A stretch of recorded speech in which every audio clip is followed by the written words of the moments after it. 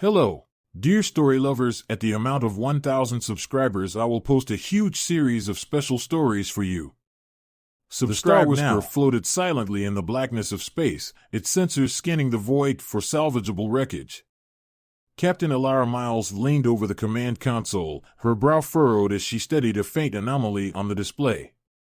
A strange object, massive and irregular, hung in an uncharted region of the Andromeda sector. "What do you think it is, Cap?" asked Finn, the ship's engineer, his voice crackling over the comm. "Another busted freighter." Elara shook her head. "Too big. And the energy signature, it's organic. This could be something alive or something that was alive. Either way, it's worth investigating." Her co-pilot, Zara, swiveled her seat toward Elara. "Organic life at this scale? Sounds like a big risk for a small payout." Elara grinned. "Maybe, but we're explorers, remember? The galaxy doesn't map itself." Zara rolled her eyes but began adjusting the ship's trajectory toward the anomaly. The Star Whisperer's engines purred, and the faint blip on the radar grew steadily closer. As they approached, the vague outline of the object transformed into something extraordinary. A massive, draconic figure drifted listlessly through space, its once majestic body covered in crusted, parasitic barnacles. Its form seemed ancient, its massive wings splayed open like a tapestry of fractured stars. Deep grooves etched its scales, scars of battles long past. Its tail coiled lazily, motionless, and its head tilted downward as if resigned to its fate. "By the stars," Finn whispered, his face pale as he appeared on the bridge. "Is that alive?" Elara nodded, unable to tear her eyes away. "It's a Zelfra dragon," she said softly. "I've only read about them in old star charts. Guardians of cosmic pathways, they were legends. I never thought I'd see one." "Looks like it's seen better days," Zara said, her voice tinged with unease. "Are we sure we want to get closer?" The ship's scanner beeped, and Elara glanced at the readout. "Its vitals are weak, but it's alive. And it's massive, hundreds of meters long. This thing could have seen the birth of galaxies." Zara frowned. "Or caused a few wars. You're seriously thinking about getting involved?" Elara hesitated. Zara's concerns weren't unfounded. The creature might be dangerous if provoked, even in its weakened state. But something about its sheer size and the melancholy emanating from it tugged at her. "I'm going out there," Elara said at last. She grabbed her helmet and sealed her spacesuit, her determination unshaken by Zara's objections. "Keep the ship steady, and keep an eye on those barnacles. I want to get a closer look." Finn and Zara exchanged uneasy glances but followed her orders. Finn activated the airlock, and moments later, Elara was tethered to the Star Whisperer, floating toward the creature. As she drew nearer, the scale of the dragon became overwhelming. Its head alone was the size of a small shuttle.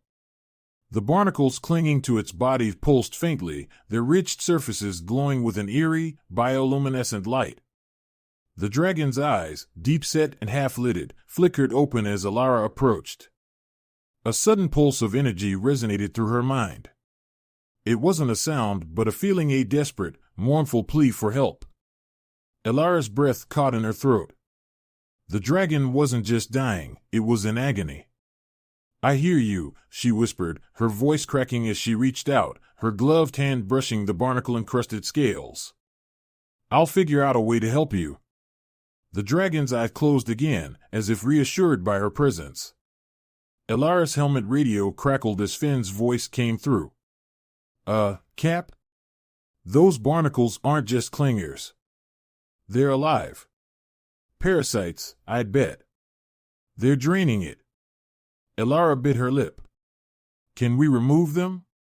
"Not by hand," Finn said. "Those things look like they've dug in deep. We need to figure out how they work before we try anything."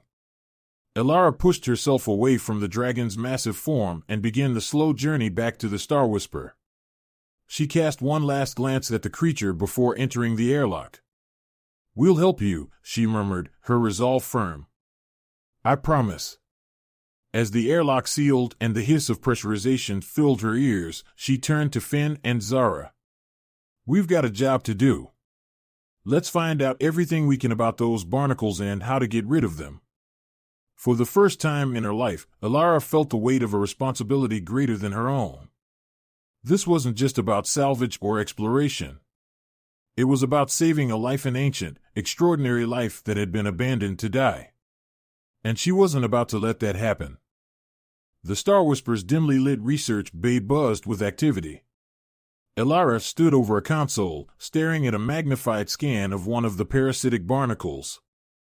The spiny, translucent organism glowed faintly on the screen, its surface covered with tiny tendrils that pulsed in unison. Lines of data scrolled beside the image as the ship's AI analyzed its composition.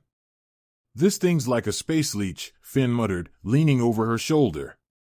Look at how its roots have burrowed into the dragon's scales. It's not just sucking nutrients, it's siphoning energy straight from its core.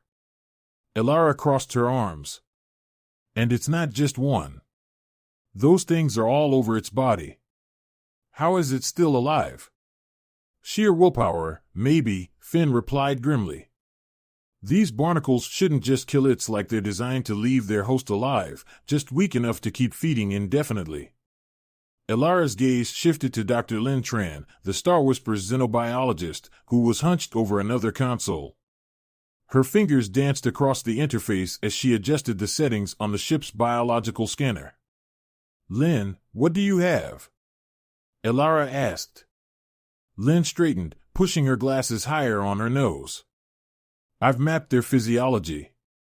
They're semi-symbiotic. They attach to a host and draw energy but leave just enough for it to survive. It's a cruel balance. They emit low-frequency signals to coordinate their activity, which keeps the host in a kind of stasis. Alara frowned. So they're communicating. Can we jam the signal? We can try, Lin said. If we disrupt their communication, it might cause them to detach, but we'll have to be careful. A strong enough disruption could kill the dragon. Or trigger some kind of defensive response, Finn added. These things might not go quietly. Alara clenched her fists. We don't have a choice. Zalthar, if that's what we're calling him, doesn't have long. He's barely hanging on, and those parasites are draining the last of his strength. The ship's AI interrupted with a soft chime. Captain, I have completed a simulation of a potential sonic disruption. Would you like to review the results? Alara nodded, and a holographic projection appeared above the console. The simulation showed a series of sound waves targeting the barnacles. As the waves intensified, the barnacles writhed, their tendrils retracting before they detached from the dragon's skin. It could work, Lin said, scrutinizing the projection. But there's a catch. The dragon's nervous system is sensitive to these frequencies. If we're even slightly off, the disruption could overload its neural pathways. Meaning we could kill it, Alara said, her voice grim. Yes, Lin replied. We'll need to monitor the dragon's vitals closely during the procedure and adjust the frequency on the fly. Finn exhaled sharply. This is a hell of a gamble. Alara stared at the projection, her mind racing. Zalthar reached out to me. He asked for help. I'm not letting him die like this. We're going to make it work. The team spent the next few hours calibrating the ship's sonic emitter, fine-tuning the frequencies based on Lin's analysis. Finn rigged up additional monitors to track Zalthar's heart rate, brain activity, and energy levels during the procedure. Finally, everything was ready. Alara stood on the bridge, her hands gripping the edge of the console as the Star Whisperer hovered alongside Zalthar. The dragon's massive body was eerily still, its breathing shallow but steady. Begin the procedure, Alara ordered. Finn activated the sonic emitter, and a low hum reverberated through the ship.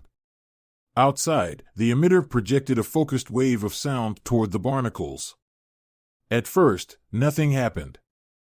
The parasites clung stubbornly to Zalthar's scales, their bioluminescent glow flickering erratically. "Frequency adjustment, Lynn," Alara said. "On it," Lynn replied, her hands moving swiftly across the controls. The hum shifted slightly, and suddenly the barnacles began to react. Their tendrils curled inward, and a high-pitched vibration emanated from their bodies. One by one, they started to detach, their glowing forms drifting into space. "It's working!" Finn exclaimed. The ship's monitors beeped as Zalthar's vitals began to stabilize. The dragon's breathing grew deeper, its body shifting slightly as if it could finally feel relief. "Keep it steady," Alara said. Her eyes were fixed on the viewport, where Zalthar's true form was beginning to emerge. Its scales, free of the parasitic crust, shimmered faintly with a golden hue. Suddenly, the ship's alarms blared. Lynn's eyes widened. The barnacles are reacting. Their communication frequency is spiking. On the screen, the detached barnacles began clustering together, their glowing forms merging into a writhing mass. They emitted a piercing pulse that resonated through the Star Whisper, shaking the ship. "Finn, what's happening?" Alara shouted. "They're trying to reattach or maybe attack us directly," Finn yelled, scrambling to reinforce the ship's shields. "Target the cluster," Alara commanded. "Lynn, can we disrupt them before they merge?" "I'll try." Lynn adjusted the sonic emitter again, directing a sharp wave toward the cluster. The mass vibrated violently, its glow intensifying before it suddenly exploded into a cloud of inert debris. The bridge fell silent except for the sound of the crew's heavy breathing. "It's over," Lynn said, her voice barely above a whisper. Alara exhaled slowly, her gaze returning to Zalthar. The dragon's body was now free of the barnacles, its scales glowing faintly as if its energy was returning. A soft pulse resonated in Alara's mind, gratitude, warm and deep. "We did it," she said, a small smile breaking through her exhaustion. But as the crew celebrated their victory, Zalthar's massive eye flickered open, and its telepathic voice filled Alara's mind. "Thank you, little one," it said, its tone heavy with ancient wisdom and pain. "But there is more to be done." The Star Whisper hummed with tension as the crew prepared for the next step in saving Zalthar. The parasitic barnacles had been detached, but their remnants clung stubbornly to the dragon's scales, leaving lesions where the tendrils had burrowed deep. Zalthar's voice, resonant and alien, echoed faintly in Alara's mind, urging her forward. "This is not over, little one," Zalthar had said. "The infection runs deep. Their roots have touched my essence. Only you can purge it." Alara stood in the ship's mid-bay, watching Dr. Lin Tran analyze a sample taken from one of the barnacles. The translucent fragment writhed under the microscope, its cells pulsing faintly with energy. Finn leaned against the doorway, arms crossed, his face pale.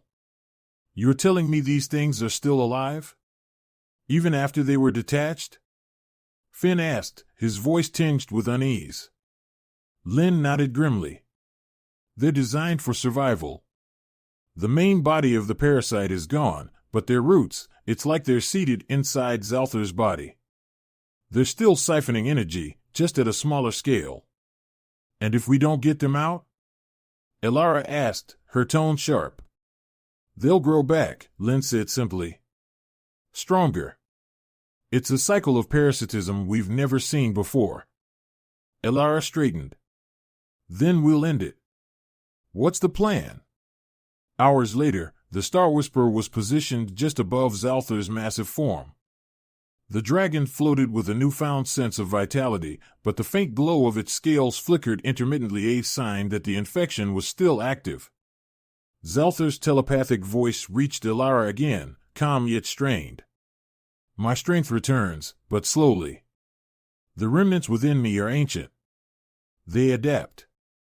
You must use fire to cleanse them, but you must be precise, or my body will not survive." "Fire?" Finn muttered from the control panel. "Does he mean literal fire? Or, like, some alien metaphor?" Alara shook her head. "No, I think he means energy.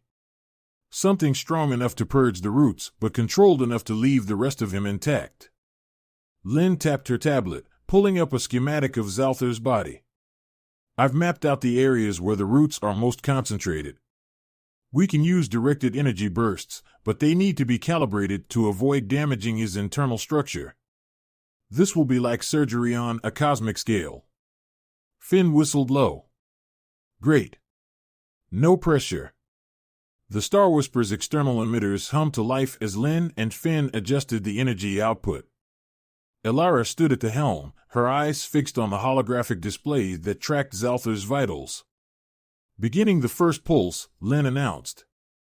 She tapped a control, and a narrow beam of energy lanced out from the ship, striking one of the legions on Zalthar's flank. The dragon's body tensed, and Elara felt a wave of pain resonate through her mind. Hold steady, she said, her voice calm but firm. Zalthar, can you hear me? We're targeting the roots.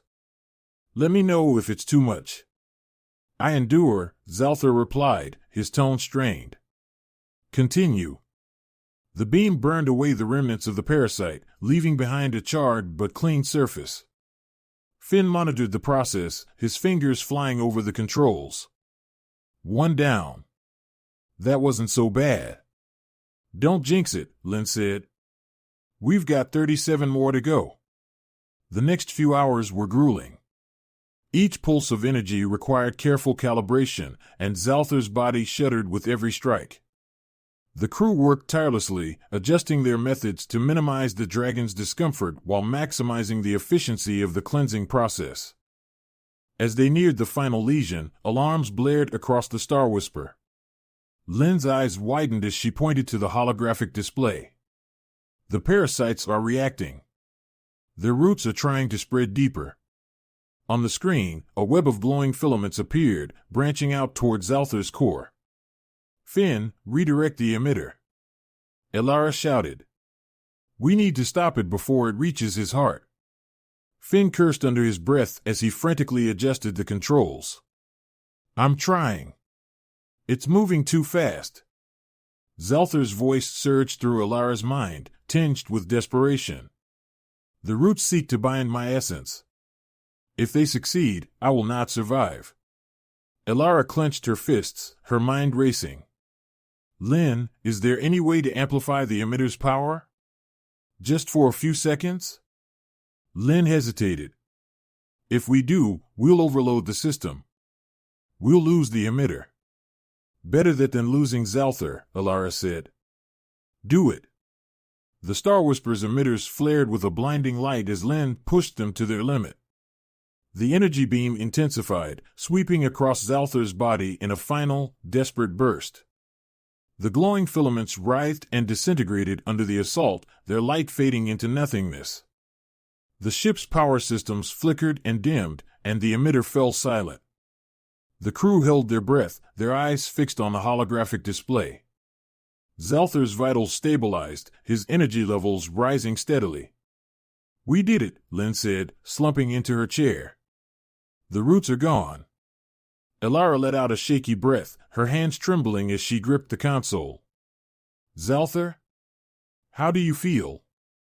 For a moment, there was only silence. Then, a deep, resonant voice filled her mind. You have done what I could not, Zalthar said, his tone filled with gratitude and awe. The infection is purged. My strength returns. You have saved me. A wave of warmth washed over Elara, a telepathic expression of Zalthar's appreciation. She smiled, exhaustion and relief flooding through her. Rest now, she said softly. You're free. But as Zalthar's golden eyes opened, their brilliance lighting up the void, he spoke again. There is more to this than you know, little one. The parasites were not natural. They were placed upon me by those who wished me gone. Elara's heart sank. Who would do that? Zalthar's voice darkened. An ancient enemy. One that has returned. The Star Whisper drifted alongside Zalthar, the massive Zelphar dragon gleaming with newfound vitality. Its golden scales shimmered with a soft light, an aura of ancient power returning. The crew was exhausted but exhilarated, their victory over the parasitic barnacles a testament to their skill and determination. But Zalthar's revelation lingered in the air like a shadow. An ancient enemy? Elara repeated, her voice uncertain. What do you mean? The dragon's telepathic voice resonated through her mind, its tone heavy with memory. The barnacles were not natural. They were engineered designed to weaken me, to bind me. Long ago, I guarded pathways between galaxies, keeping the balance of the cosmos. My enemies sought to end that balance, and it seems their reach has extended even to this time. Elara exchanged a glance with Lyn and Finn. Do you know who they are? Or why they would target you now? Zalthar's massive head tilted slightly, his golden eyes glowing faintly. They call themselves the Vakir. In your tongue, they are the Devourers. They are not a race, but a force, a hive mind that consumes worlds. They thrive on entropy and chaos, feeding on the destruction they sow. The bridge was silent as the crew absorbed the gravity of his words. Lyn spoke first, her voice cautious. If they're as dangerous as you say, and they're still active, why haven't we seen them before? They are subtle when they must be, Zalthar replied. They destroy not with fire, but with corruption. They send agents to weaken their targets, to sow discord and doubt. They seek to cripple before they consume. Finn let out a low whistle. Sounds like they've got a head start. If they were behind the barnacles, they must have known where you were. That's not random. Zalthar's gaze turned toward the Star Whisper. They knew, because I was betrayed. The dragon's story unfolded, a tapestry of betrayal and loss. Eons ago, Zalthar had been a guardian of the cosmic gateways, ancient wormholes that connected galaxies. The Vakir, seeking to dominate these pathways, had manipulated one of Zalthar's own, a younger dragon named Thyrus, into revealing his location.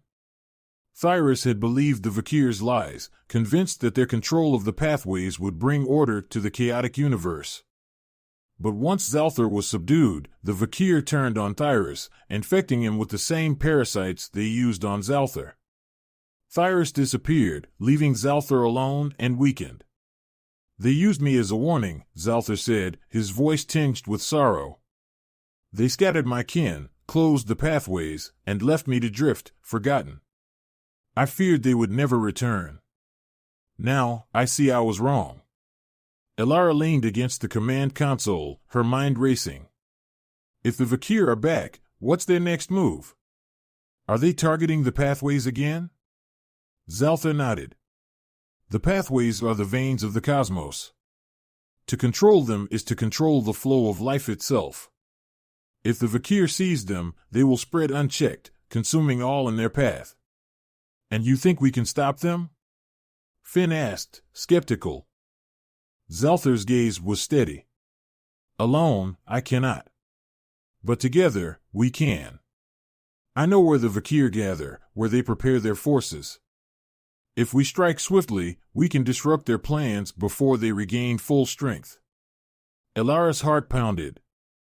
The thought of facing an ancient, galaxy-spanning threat was daunting, but the alternative, doing nothing, was unthinkable. We've come this far, she said, her voice firm.